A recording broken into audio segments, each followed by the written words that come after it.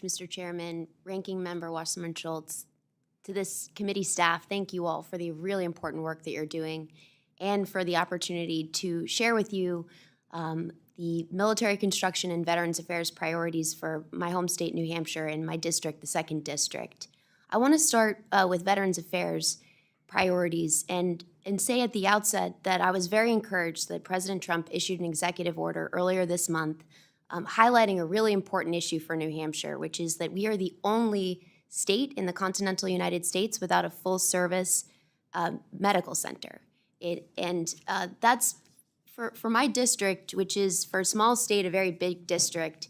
It's presented some very real problems. There are significant gaps in care. I have constituents who are driving hours to clinics which provide really good care, but often not the right kind of care that our veterans in New Hampshire need. And New Hampshire's home to more than 88,000 veterans.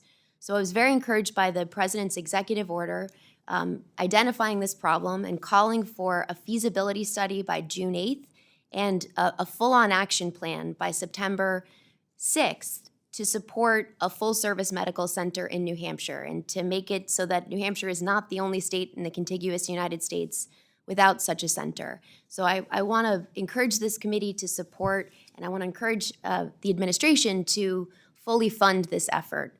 It's long past time that New Hampshire joined the rest of the continental United States in having such a center. I also want to urge this committee to support the state Veterans Home Program. I visited New Hampshire's Veterans Home. It's an extraordinary facility providing really important services from skilled nursing to adult daycare, healthcare, and want to urge this committee to continue the support for that program.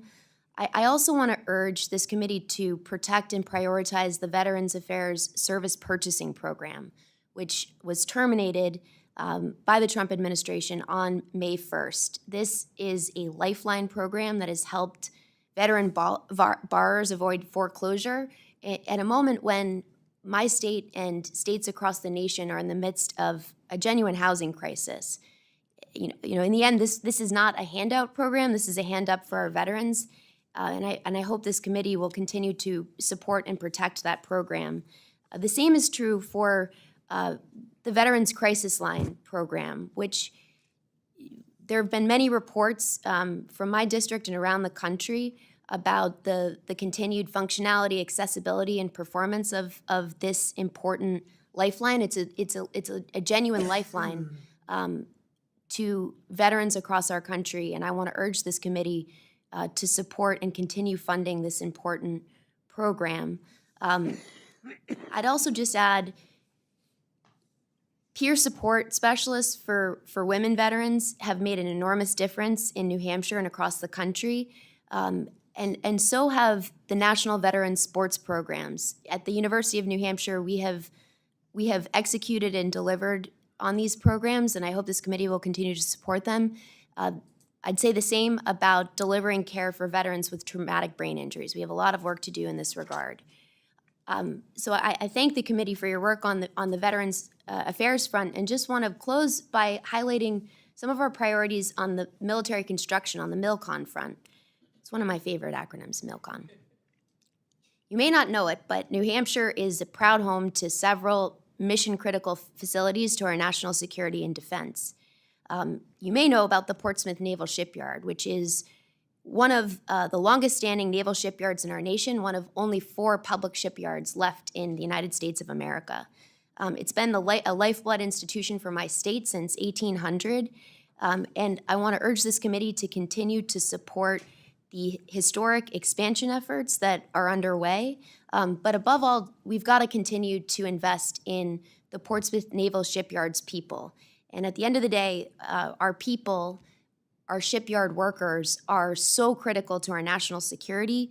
They have been on the receiving end of chaos and uncertainty, of hiring freezes and workforce cuts, attacks on their basic rights and essential retirement benefits that have undermined their mission, and that's why I'm working hard to protect their basic rights and to fight for the dollars that should be theirs. And I want to urge for this committee, I know you play an important role. I serve on the Armed Services Committee, but you play an important role in supporting the child development centers that the Department of Defense runs and actually building the brick and mortar. And in New Hampshire, we don't have such a center, but it would make an enormous difference for the thousands of women and men who serve at the Portsmouth Naval Shipyard.